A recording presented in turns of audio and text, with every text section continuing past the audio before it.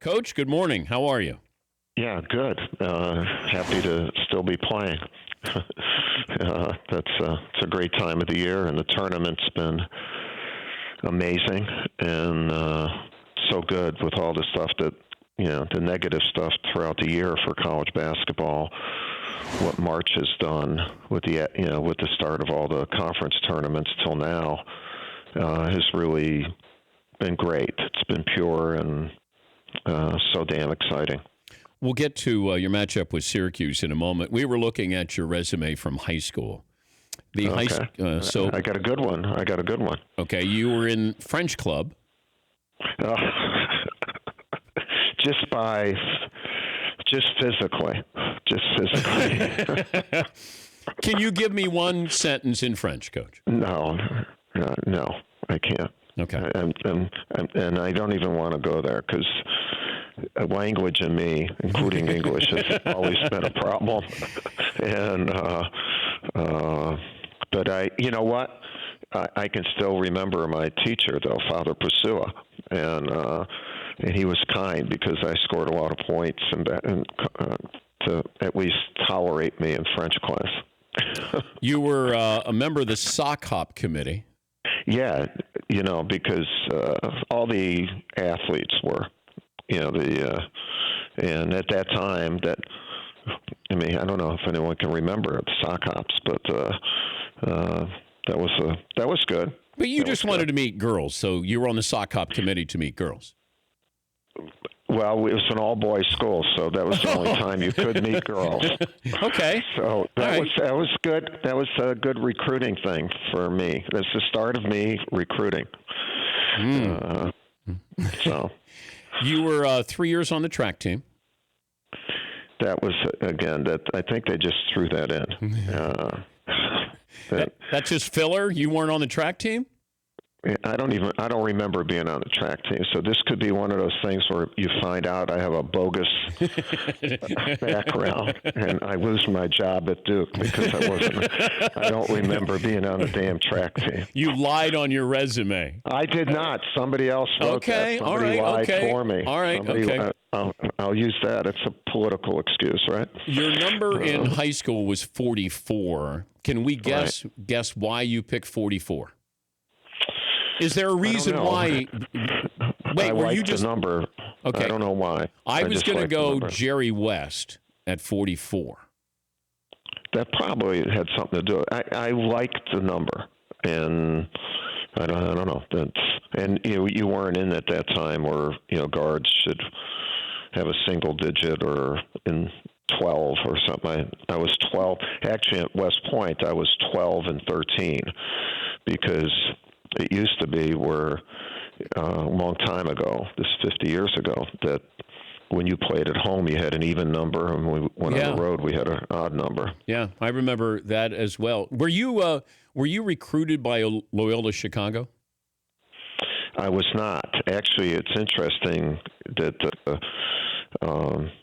where we're playing in Omaha, Creighton was one of the top schools for me. It's a Catholic school, and I was a good high school player, an all-state player, and I was also interested in Wisconsin, the University of Detroit, and recruiting was a lot different at that time. And then West Point came in, and my parents said, forget all this other stuff. You're going to go to West Point, and it's a good thing they did. Yeah, I'd call it the best decision I never made. We had Jim Boeheim on yesterday, and we talked a couple of things. First of all, on you and Duke sampling. I didn't say stealing Syracuse's zone defense, but I did ask Coach Boeheim about you guys sampling the zone defense from Syracuse. He's doing a great job with it, unfortunately. I don't think he should be able to use it against us. I think he should be restricted to playing just man-to-man. It's not fair. But they've done a great job. They play, a little bit like us. They have their own way of playing things. He's adjusted it like he would always do. He's a great coach. But I'm worried about their defense, but I'm really worried more about their offense. Did you steal this from Syracuse? No, did you steal from a teacher in school? And we learned. We spent 11 years together, and with the U.S. team, and we had it in case we needed it for the U.S. team. We used it one time, and but also Mike Hopkins, behind the scenes, his assistant, who's now did a great job at Washington this year. My associate head coach, Jeff Capel. You spend a lot of time together, watching tape, talking about things, and especially Mike and Jeff talked about not just the X's and O's of the zone, but the mentality that you have to have in teaching it, some of the drills, but also the mindset in doing it. And so, we picked up a lot from them, and as we did from Thibodeau and McMillan and D'Antoni and Monty Williams, that was a cool part of doing that for 11 years. You learn from one another. And, for Jim, Jim was, the night I was asked to be the coach for the U.S., Jerry Colangelo said, you'll be allowed to pick one college coach, and then we'll have two NBA coaches. And I said, that night, right away, I said, I want Jim Boeheim. And then we had a chance to do that two more times, and I said, I want Jim. And, Jim's one of the smartest guys ever to coach the game, and is a really good friend. He and his family, our families are very close, and, I'm not happy we're playing against one another, but I'm happy that both of us made it to the Sweet 16. Continental Tire Coach's Corner, Mike Krzyzewski joining us. Syracuse against Duke coming up. You may not be friends with Jim Boeheim after you hear the following, where I've heard a lot from him. So. Okay.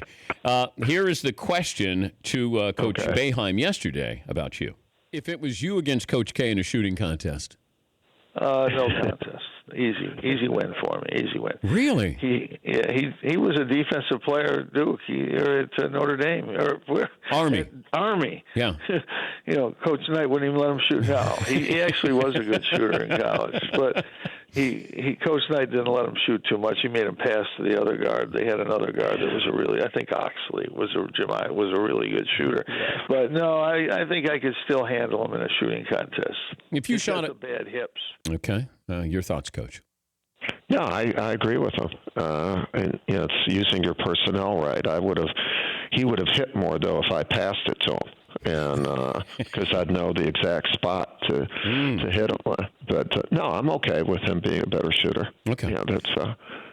He's a better poker player too, and he's a better. He's pretty damn good. And the two of us together were a really good team for U.S. Those were days that both the two of us will cherish, and our families will cherish. I had Reggie Miller on yesterday, and he said... He's good. He is really insightful, and he keeps studying the game. I really like Reggie Miller a lot. He may have said something bad about me. No. I don't know if you're going to like what he said, but he said something nice about you. He said that you guys are the 31st NBA team. Well, I think we have a few guys that are going to be NBA players. And, in fact, I know we have a few guys that are going to be NBA players. But he was talking about the offense. He just said with Bagley and Grayson that you look like an NBA offense. That's how good he thinks Duke's team is. Well, I think what he sees is that they're really outstanding college players, but their games really translate well to the professional ranks, along with Carter and Trent. These guys, they will be. Like Bagley will be a great NBA player. I think Grayson will be really good. Wendell Carter, I think, will be a big-time NBA starter and could be an all-star. And but they're those Bagley and Wendell are they're 19, and they've really learned a lot this year because they're great kids and they want to learn, and hopefully they can keep winning now, but they have great futures because they're easy to coach. like, I don't know how you were as a player. To me, I would think at times you might be hard to coach, but because you would ask silly questions, during the practice. But these guys ask good questions, and they want to be really good. Were you that way, or I don't know? There's nobody that talks about you as a player. I ignored my coach. I didn't ask any questions. I ignored him. So see, you were a pain in the butt. No, And, all you do is tell me what time and where the gym is and who I'm guarding or who's going to guard me, and that's all I needed to know, Coach. Because I was going to put 30 on you. I mean, I was going to put 30 on you. I might give up 22, but I'm putting 30 on you. You were one of those guys who it wasn't about what your school, how much your team scored. It was about what you scored. Is that what you're saying? Yeah, pretty much so. Yeah. Like I was a friendlier Leitner. Oh, now listen, don't put yourself in that. That guy was only concerned with one score, and he wanted to win. Is he one of the top 5 players of all time, in your opinion? College, yeah, because he was again, not how it translates to the pros or whatever, but accomplishment. You're talking about 4 Final Fours. He was in the NCAA tournament. He was 21-2. Oh, wow. Come on, I mean, if you could clone his personality, would you? Yeah, for me, he was one of the great kids to coach because he would do anything for me and the team, and the outside stuff, or what people, because you had to compete against him. So he was a guy that you didn't want to compete against, and then he's a big, good-looking guy, and he's smart, and he scores a lot of points, and he wins. And okay, I'm not going to like that guy. You start putting A to Z there, and you say, okay. At the end of the day, unless I'm a Duke fan, I'm not going to like this guy, because he beats everybody. And but he knew he was so smart, and the combination of he and Hurley together, Hurley was the most daring player I've ever coached. That was an amazing combination, and to have it, for 3 years, it was incredible. Well, it's good to talk to you, and Thank you. Good luck against Syracuse. Yeah, it'll be a really good game, and the tournament is so darn good and exciting. I'm really happy with how the excitement of college basketball and what it's doing, because the year has kind of been a little bit nuts with some of the negativity about the sport. And I'll be in San Antonio. We're bringing the show there, so if you want to hold up your end of the bargain, then maybe we'll see you in San Antonio. That would be a good thing. Yeah, it would be one date that I would love to keep with you. And I'm going to bring a basketball hoop. I travel with a basketball hoop, just to let you know, Coach. So if you do stop by, then we're probably going to see what the jumper looks like.